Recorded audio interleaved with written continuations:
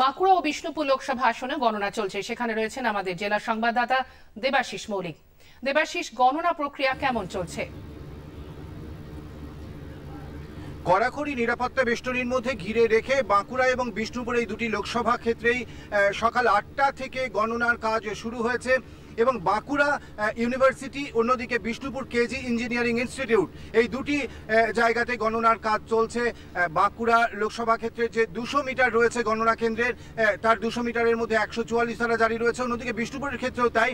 তবে গণনা প্রক্রিয়া কিছুটা ধীরে চলছে এবং এখনো পর্যন্ত যেটা নির্বাচন কমিশন, জেলা নির্বাচন কমিশন সূত্রে যেটা আমরা যে তথ্য পেয়েছি, সরকারিভাবে যে তথ্য পেয়েছি, তাতে দেখা গিয়েছে তৃতীয় রাউন্ডের গণনা শেষে বাঁকুড়া লোকসভা ক্ষেত্রে সেখানে তৃণমূল কংগ্রেস প্রার্থী এগিয়ে রয়েছেন প্রায় 10,661 ভোটে। অন্যদিকে বিষ্ণুপুর লোকসভা ক্ষেত্রে সেখানে এগিয়ে রয়েছেন বিজেপির প্রার্থী সৌমিত্র খাঁ, তিনি 4,002 ভোটে এগিয়ে রয়েছেন তৃতীয় রাউন্ডের গণনা শেষে।